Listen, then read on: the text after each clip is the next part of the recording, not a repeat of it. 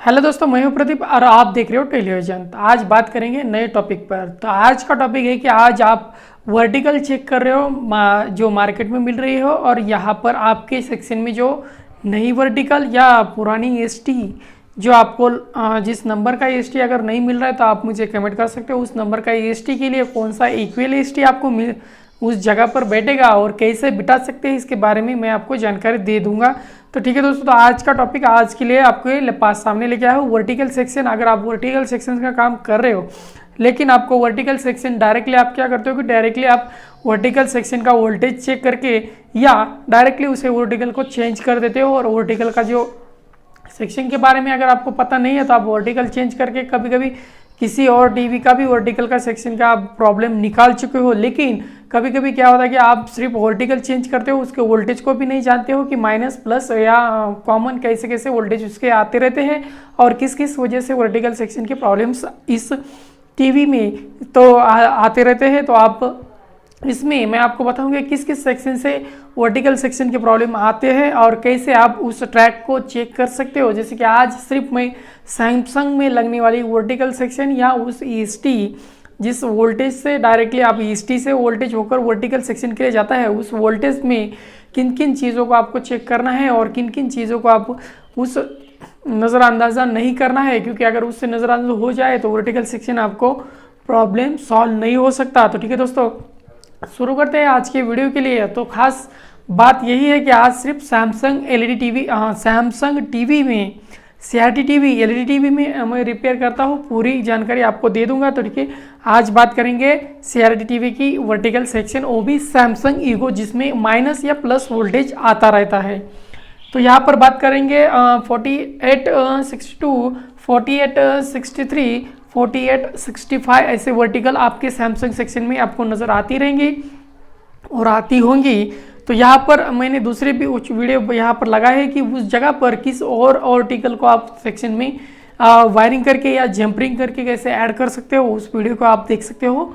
तो मेरे चैनल पर जाकर आप अगर नए हो तो मेरे चैनल को सब्सक्राइब लाइक करना और शेयर करना ना भूलें, ताकि इस टेक्नोलॉजी का नॉलेज किसी और को भी मिल जाए। तो ठीक है, तो शुरू ये करते हैं। यहाँ भाई मैंने एक एसटी का एक आइकन निकाला है ताकि आपको समझा सकूँ कि इस वर्टिकल में एसटी से जाने वाले जो वोल्टेज होते हैं उस वोल्टेज कहाँ और किस पिन नंबर पर आते रहते हैं, और कहाँ से आप डायरेक्टली वर्टिकल सेक्शन को उस वोल्टेज को डायरेक्टली आप उस देख सकते हो।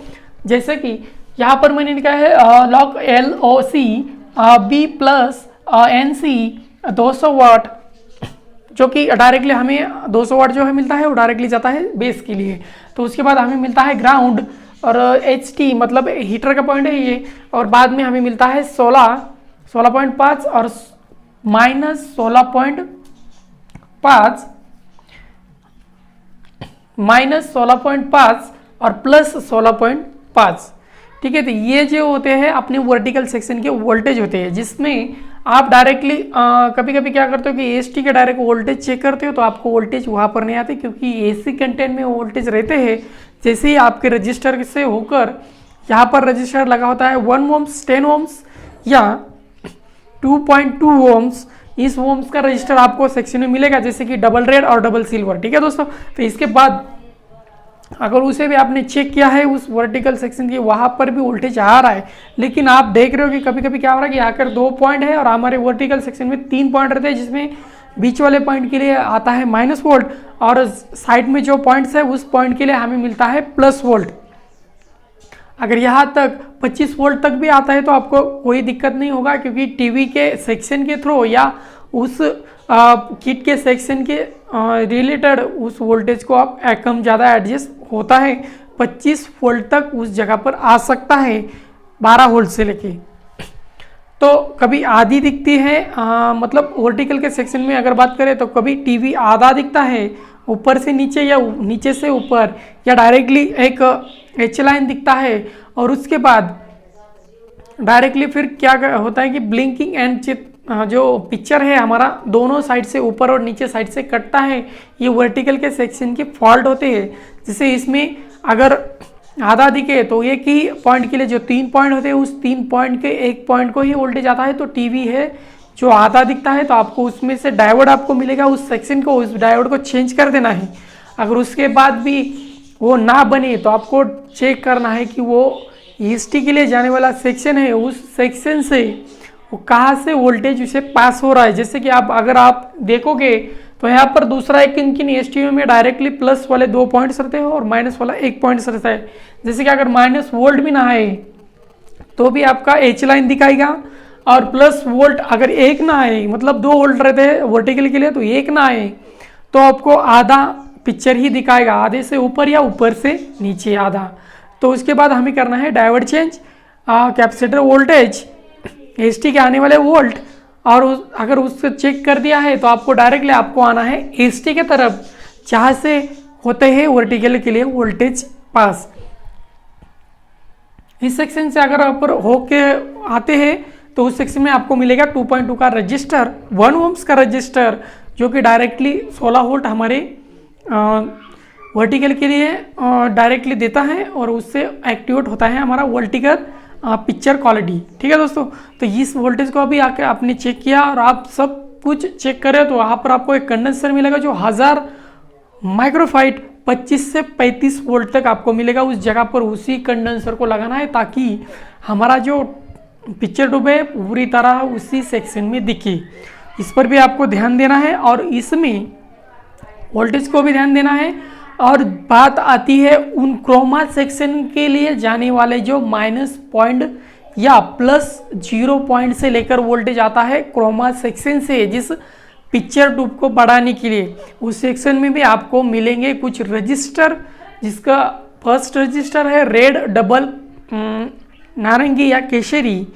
उसके बाद उसमें अगर आप नीचे थोड़ा सा आगे चले जाते हो उस 2 रजिस्टर आपको मिलेंगे। आप उसके बारे में अगर जानकारी आपको चाहिए तो आप मुझे कमेंट कर सकते हो, उसके बारे में मैं आपको जानकारी देने की कोशिश करूँगा।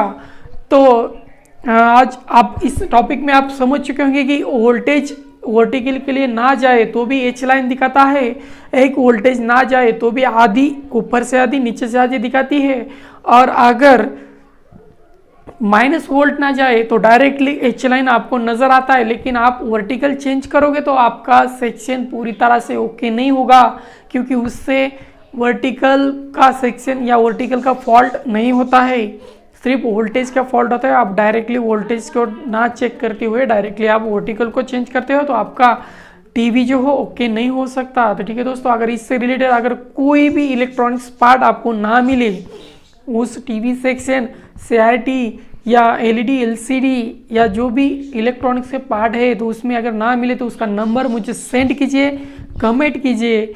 मैं आपको डायरेक्टली उस नंबर पर लगने वाला कौन सा दूसरा जो नंबर्स है या दूसरे नंबर का आईसी या पार्ट है कौन सा बैठेगा, इसके बारे में जानकारी मैं आपको दूंगा। ठीक है दोस्तों, तो मिलते हैं अपने नेक्स्ट वीडियो में। बाय दोस्तों।